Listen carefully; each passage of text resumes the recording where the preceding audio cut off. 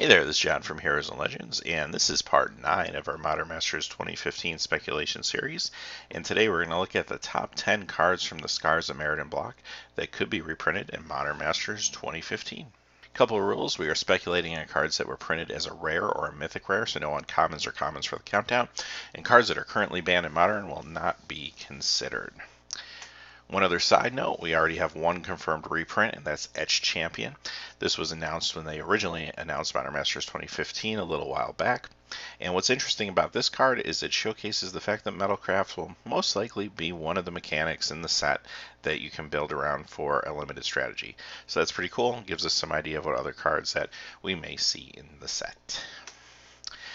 Having said that, we'll get started with number 10. First card is Tezzeret, Agent of Bolas. And Tezzeret sees a little bit of fringe modern play. It will show up in some artifact decks here and there. It even sees some fringe legacy play, but I think the real appeal of this card and what's really driving its value is more of the casual play in Commander, Highlander formats, things of that nature.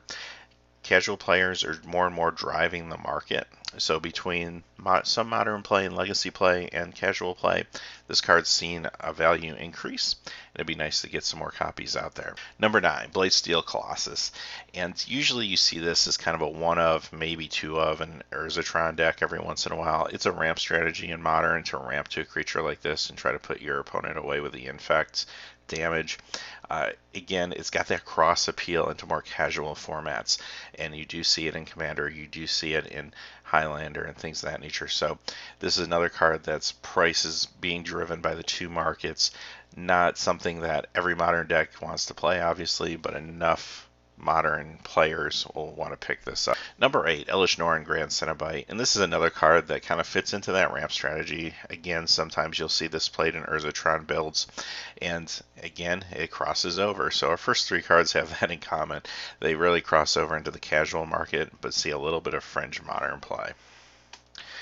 Number 7, this is the cycle of Scars dual lands, and these might not be as desirable as fetch lands or shock lands. However, their price is starting to creep up a little bit, and if these don't go checked at some point, they're going to kind of creep into the realm of filter land. Nice to get a reprint of these. Maybe it's going to happen in the 3rd edition of Modern Masters more so than this one, but it would be nice to get more copies out there for players. Number 6, Inkmoth Nexus, and this one's a staple in the Infect deck, and this is a very popular modern deck, and it's seen a lot of success even this past weekend at Pro Tour Fate Reforged. There were a number of players piloting the Infect deck, and they had a lot of success with it. I believe John Finkel came in 10th, just missing the top 8 with this deck. So Inkmoth Nexus being a pillar of this deck, if it doesn't get a reprint, or I should say another reprint, it's going to continue to drive up in price. So it'd be nice to get it into the set. Number 5, Batterskull, and this is a very versatile equipment card, and you see this in a number of different decks. Sometimes you see it in Infect decks, sometimes you see it in an Urzatron build.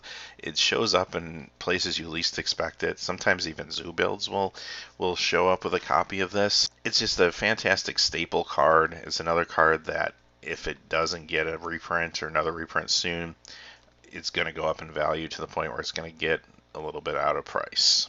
So it'd be nice to get another one out there. Number 4, Karn Liberated. And Karn being at number 4, I think shows the strength of the cards in this block for Modern Masters. Karn would be number 1 probably on a lot of lists. And the reason it's number 4 here is because in the world of Modern, it has kind of a niche role, and that is the Urzatron deck. And some of its role, I don't want to say is lessened because I don't think that's really true, but is now being shared with Ugin as well in that deck. So Karn is going to continue to be a hot, valuable, expensive card that needs a reprint. Only partially driven by Modern, although that is a big driver. The other portion of the driving is the casual nature of this card and how much basically fun it is to play. And you're going to see this card again, EDH. You're going to see it in casual kitchen table Magic as well. Number 3, Spellskite. And here's another very, very versatile modern card that just shows up a lot. It can be played in any color deck. And it's a defense spell. It's a great sideboard card too, especially if you're facing burn. It's nice to be able to side in some spell skites. So again, this is a card that's already seen a price increase. It's going to continue to see a price increase just because of its broad appeal and its versatility that it can be put into basically almost any deck. Number 2 is the rest of the Cycle of Swords, and these are huge fan favorite cards. We saw for the first Modern Masters, the first 2 swords were in the Mythic Rare slot, and they continue to increase in value even with the reprints. People were trying to get foils of these. It's really cool to see these be part of the Modern Masters 2015 set just from a limited point of view, and also they'd be great chase Mythic Rares.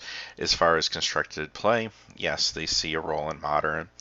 Sometimes Zoo decks will see these sort of body and mind, maybe a little less than others, but the Feast and Famine and War and Peace see a good amount of Modern play, and they see a huge amount of casual play. You're going to see these in cubes all the time.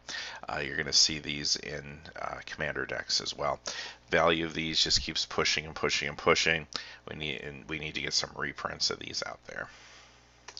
And finally, our number 1 card from the Scars of Mirrodin Block that we think will be reprinted in Modern Masters 2015 is Mox Opal. And Mox Opal is climbing and climbing and climbing in value. It has Metalcraft. We've already seen that Metalcraft is something that the limited game of Modern Masters 2015 is going to support. So I'm pretty sure this is going to be another marquee card, along with Emmercruel, to really be the defining cards of Modern Masters 2015. The Mox Opal, the value of this is just pushing and pushing and pushing and pushing up. It has yet to see a reprint. This is the time now to see a reprint. Try to get some copies in the players' hands. From a constructed viewpoint, it gets played in the Affinity decks and it gets played in the Robots decks. So there's a lot of decks that want this card, and from a casual point of view, yeah, it's awesome to have in cubes that have an artifact strategy in them. And also, of course, EDH players are going to play these. This is also a card that has cross appeal into Legacy, maybe even a little bit of Vintage. It appears every once in a while, so there's a lot of players that would really like to get their hands on more copies of these. Well, having said all that, that is our last countdown by block for Modern Masters 2015 speculation. I hope you enjoyed this series. We're going to continue talking about Modern Masters 2015, especially as it gets closer and closer. But if there's anything we missed or you feel should have been included in our countdown, please let us know in the comments below. As always, thanks for watching. Please remember to like and subscribe, and have a great day.